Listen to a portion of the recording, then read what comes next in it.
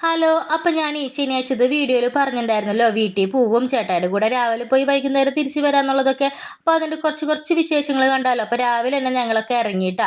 പിള്ളേരൊന്നും ചായ ഒന്നും കുടിച്ചിട്ടുണ്ടായിരുന്നില്ല. ഞാനും ചേട്ടായും ഭക്ഷണം കഴിച്ചിട്ടാ. പിള്ളേരെ വേഗം എണീപ്പിച്ച് പല്ലൊക്കെ തേപ്പിച്ച് ഞങ്ങൾ പോവാണ്.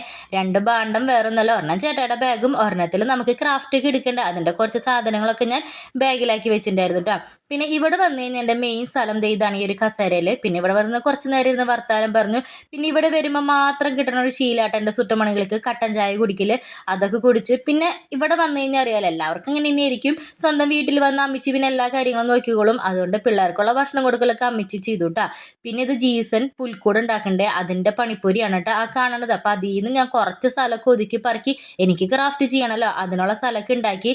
പക്ഷെ അവസാനം ക്രാഫ്റ്റ് ചെയ്യാതിരുന്നിട്ട് ചിരട് തികഞ്ഞില്ല, ചാക്ക് ചിരട് തികയാണ്ട് അമ്മച്ചി ആദ്യം ഒരു കടയിൽ പോയി ചോദിച്ചു. പിന്നെ അവിടെ നിന്ന് കൊടുത്തില്ല. അതിൻ്റെ വേറെ അമ്മച്ചിയുടെ ഒരു കൂട്ടുകാരുടെ അടുത്ത് പോയി ചോദിച്ചു. അപ്പോൾ അവിടെ നിന്ന് അമ്മച്ചി ചാക്കടക്കം കൊണ്ടുവന്ന് അതിൽ നിന്ന് ഊരിയെടുത്തിട്ടാണ് അത് ചുറ്റി തീർത്തത്. ഫുള്ളും അമ്മച്ചിയായിട്ട് ചെയ്തത്. എനിക്ക് ഒരു ഒട്ടും ക്ഷമയുണ്ടായിരുന്നില്ല, റെഡി ആവുണ്ടായിരുന്നില്ല.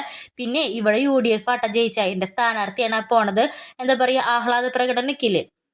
അപ്പോൾ ചുമ്മാ അതൊക്കെ വണ്ടിയിൽ പോയി. പിന്നെ കുറേ നേരം അങ്ങോട്ട് ഇരുന്ന് ഇങ്ങോട്ട് ഇരുന്ന് എല്ലാം നോക്കി.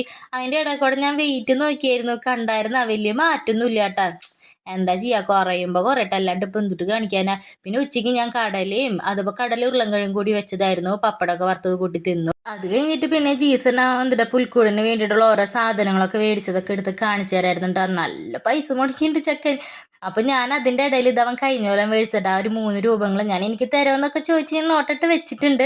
പിന്നെ ഞാൻ വിചാരിച്ചു എന്തായാലും ഇവൻ്റെ കയ്യിൽ കുറേ സാധനങ്ങൾ അതും ഇതൊക്കെ ആയിട്ട് ഇരിക്കുന്നുണ്ട്. അപ്പം നമുക്കൊരു പുൽക്കൂട് ഉണ്ടാക്കണ്ടേ. അപ്പം ഞാൻ എനിക്ക് വേണ്ടതൊക്കെ അതിൻ്റെ ഉള്ളിൽ നിന്ന് കട്ട് ചെയ്തെടുക്കാട്ടാ. വീടിൻ്റെ കോലം കണ്ടത് നിങ്ങൾ. ഇതാണ് എല്ലാ ദിവസവും അമ്മച്ചി വരെ എല്ലാ ദിവസവും ഇതാണ് അവസ്ഥ. ഇവനെ ഓരോന്ന് വെട്ടിയിടും, അമ്മച്ചി ഓരോന്ന് ഒതുക്കി പറക്കി വെക്കൂട്ടാ. പിന്നെ നമ്മൾ ചെത്തി മേടിച്ചിട്ടുണ്ടായിരുന്നില്ലേ, അപ്പോൾ ചട്ടി മേടിക്കാൻ വേണ്ടിയിട്ട് ഇങ്ങോട്ടേക്ക് വന്നിട്ട്, ഇത് നമ്മുടെ വീടിൻ്റെ അടുത്തുള്ള ഒരു പ്ലാസ്റ്റിക് കമ്പനിയാണ് കേട്ടോ. അപ്പോൾ അവിടെ ചട്ടിയൊക്കെ ഉണ്ടാക്കുന്നുണ്ട്. അവിടെ നിന്ന് ആവശ്യത്തിന് ചട്ടിയൊക്കെ മേടിച്ച് വന്നു. പിന്നെ പപ്പ വന്നു. പിന്നെ ഇനി അവസാനത്തെ പണിയാണ് ഈ ഒതുക്കൽ. അപ്പം ഞാൻ വൈകുന്നേരം തിരിച്ചു പോകുന്നല്ലേ വിചാരിച്ചിട്ടുണ്ടായിരുന്നത്, പക്ഷെ പോയില്ല കേട്ടാ. ചേട്ടായി എന്താ പറയുക, ഞായറാഴ്ച ഒരു ട്രിപ്പ് പോവാണ് കൂട്ടുകാരന്മാരുടെ കൂടെ. അപ്പം എന്നോട് പറഞ്ഞു അവിടെ നിന്നോളാം. പിന്നെ ചേട്ടായി വൈകുന്നേരം വന്ന് ഫുഡൊക്കെ കഴിച്ചു. അപ്പം ഇത്രയുള്ളൂ കേട്ടാ.